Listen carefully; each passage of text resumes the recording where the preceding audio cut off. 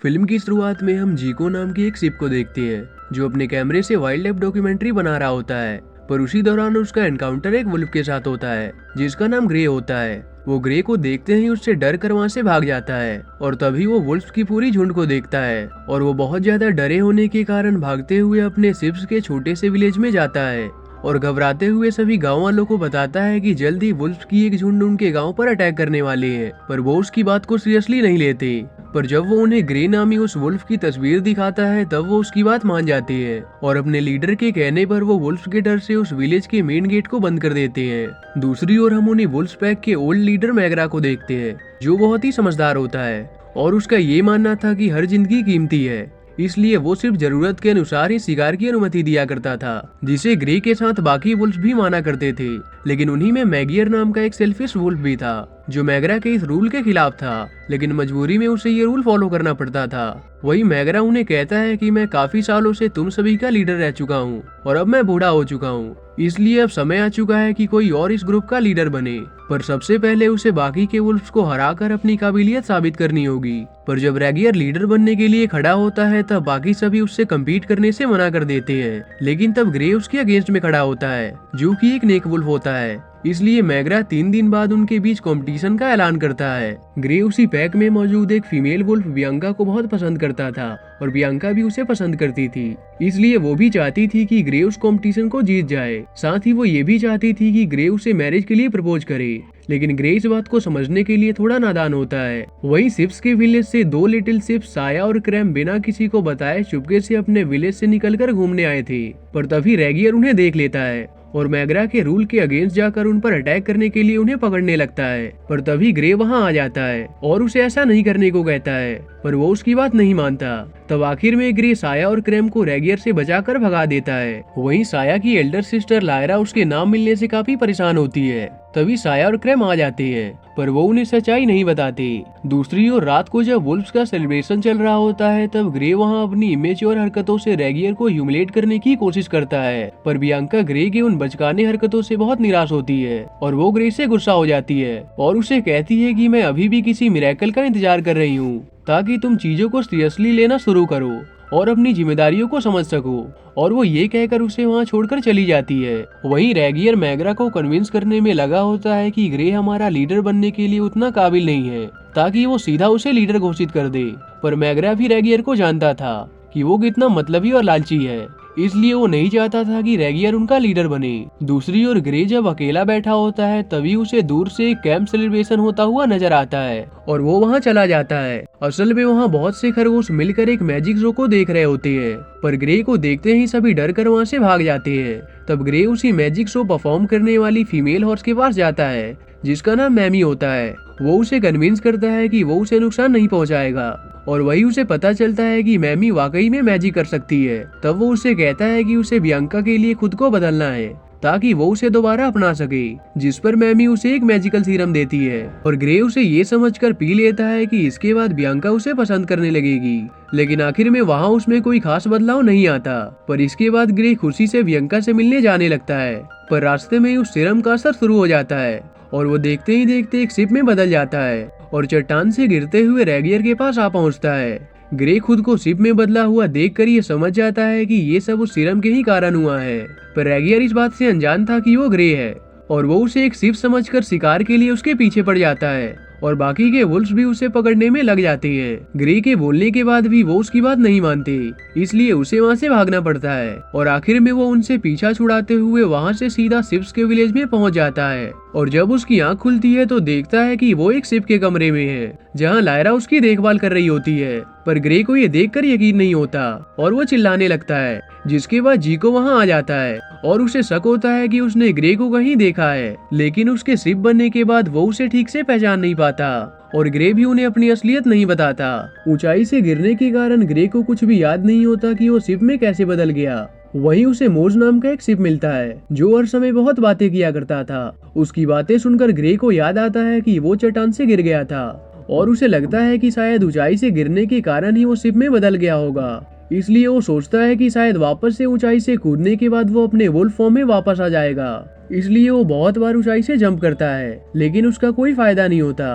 पर तब आखिर में ग्रे को याद आता है कि ये सब उस मैमी के दिए सीरम के कारण हुआ था और वो इसके सोल्यूशन के लिए मैमी के पास जाता है, पर वो वहाँ से जा चुकी थी। इसलिए ग्रे दुखी होकर लायरा के घर आ जाता है। वही बियांका ग्रे के ना मिलने से काफी दुखी होती है और रेगियर उसे कहता है कि वो जरूर मुझसे मुकाबले के डर से भाग गया होगा, लेकिन बियांका उसकी बात नहीं मानती। अगले दिन लायरा का ब्रदर साया ग्रे को बाहर घूमने चलने को कहता है, जिन्हें मोज भी ज्वाइन कर लेता है और वो तीनों मिलकर एक टूर्नामेंट देखने जाती हैं, जहां वो ग्राउंड में किलिंग लुइस नाम के एक चैंपियन को देखते हैं। और जब ग्रे को पता चलता है कि किलिंग लुइस बहुत शक्तिशाली है, तब वो अनजाने में उसे देखकर हंसने लगता है। तब उसे सबके सामने किलिंग लुइस से फाइट करने के लिए उतरना पड़ता है, पर ग्रे अब सिप होने के कारण उससे हार जाता है। लायरा साया को टूर्नामेंट देखने जाने के कारण उसे डांट लगाती है और जिस दौरान वो साया को अपने साथ लेकर घर जा रही होती है, तभी उसे रास्ते में रेगियर के चमचे मिल जाते हैं और वो चिल्लाने लगती है। उसकी आवाज सुनकर ग्रे वहाँ आ जाता है,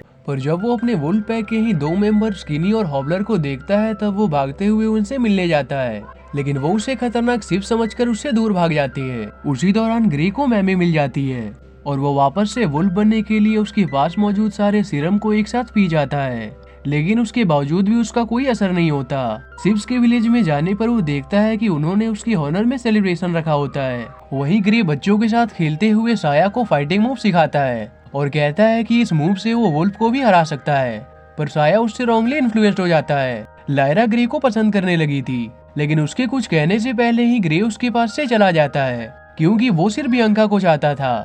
वही मौज लायरा को पसंद करता था, लेकिन हर बार वो उसके सामने आते ही अपनी लाइंस भूल जाता था। दूसरी ओर साया ग्रे की बातों से इन्फ्लुएंस्ड होकर गांव के बाहर वुल्फ से फाइट करने चला आता है, पर वहाँ वो मैगरा और रेगियर को देख लेता है, जहाँ रेगियर गुस्से में मैगरा को उसे पैक का लीडर बनाने को कह रहा होता है, पर मैगरा उससे कहता है कि अगर ग्रे डर कर भाग गया है तो जरूरत पड़ने पर मैं ही तुमसे कम्पीट करूंगा, क्योंकि मैं कभी भी एक ऐसे वुल्फ को पैक का लीडर नहीं बनने दे सकता जो हमारे एंसेस्टर्स के रूल को ना मानता हो। ये सुनकर रेगियर जानबूझकर मैगरा को ऊंची चट्टान से गिराकर मार डालता है, पर सिया और क्रेम ये देख लेते हैं और साया उसके हाथों पकड़ा जाता है। रेगियर सभी से झूठ कह देता है कि उस भागे हुए ग्रे की तलाश में हमारे महान लीडर मैगरा चट्टान से गिरकर मारे गए, पर बियांका को उसकी बात पर यकीन नहीं था। तब रेगियर ये अनाउंस करता है कि अब से वही उनका लीडर है और पिछले सभी रूल्स को हटा देता है।